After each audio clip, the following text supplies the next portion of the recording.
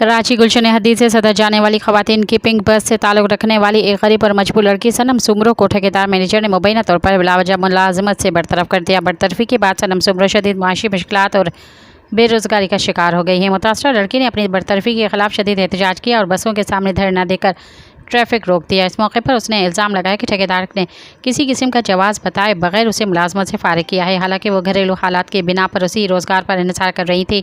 दूसरी जानिब पिंक बस के मैनेजर ने इल्ज़ाम की तरदीद करते हुए मौक़िफ़ इख्तियार किया कि मुतअल्लिका लड़की मुसाफिरों से पैसे ज़्यादा लेने की मरतकब पाई गई थी, इसीलिए उसे मुलाजमत से निकाला गया है। उसकी जगह 3 नई लड़कियों को भर्ती किया गया है, लिहाजा किसी के साथ नाइंसाफ़ी नहीं हुई। एहतजाज के दौरान ख़वातीन और मकामी अफराद ने भी सनम सुमरो से इज़हार यकजहती किया और हुक्काम से मुतालबा किया कि मामले की गैर जानिबदाराना तहकीकात करके मुतासरा लड़की को इंसाफ फराहम किया जाए। सब्सक्राइब कयो अवामी न्यूज़ HD के ताज़ा तरीन ख़बरुन ला ॾिसंदा रहो अवामी न्यूज़ HD।